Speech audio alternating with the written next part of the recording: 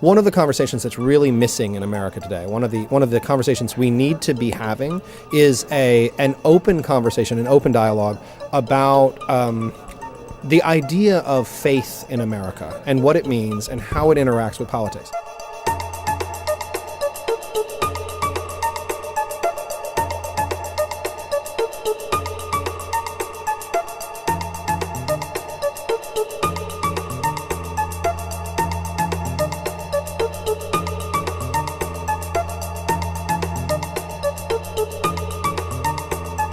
So Passion Play by Sarah Ruhl is basically 3 plays in one that follow 3 communities that are putting on the Passion, which is the story of the death and resurrection of Christ. The first play takes place in Elizabethan England, the second play takes place in Hitler's Germany, and the third play takes place in Spearfish, South Dakota, just after the Vietnam War through to Reagan's campaign.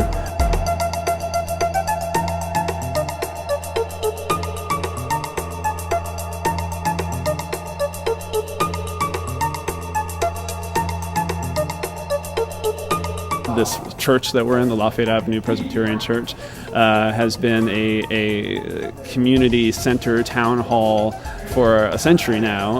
It was originally built by abolitionists. It served as a stop on the Underground Railroad. It has a long historic history of being a vital civic center. Well, I suppose that within the space itself there is a kind of atmosphere of practical religion.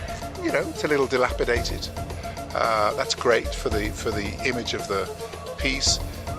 It has not a massively present iconography, but nonetheless there's Bible quotations on the wall. Having these things on the wall behind it, the paint peeling off. There's something just kind of old about the whole thing, and the story is, they've been doing this passion play. They've been doing passion plays for hundreds and hundreds of years. But it means, to a certain extent, that these are signifiers of things. But we are able to look at them as signifiers, not necessarily as articles of faith.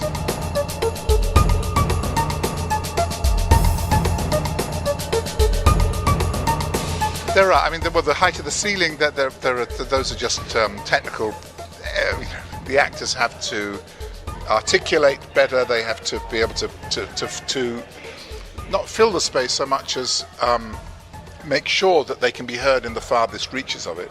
What is interesting as an actor is that because it's not a traditional theater space, there's no backstage necessarily, and there's, the dressing rooms aren't where dressing rooms typically would be in a theater, so crossovers are challenging. It just kind of changes the nature of how you enter the space, since there isn't a real clear delineation between audience and stage, which works for our production, I think, because it's about a group of people putting on a play.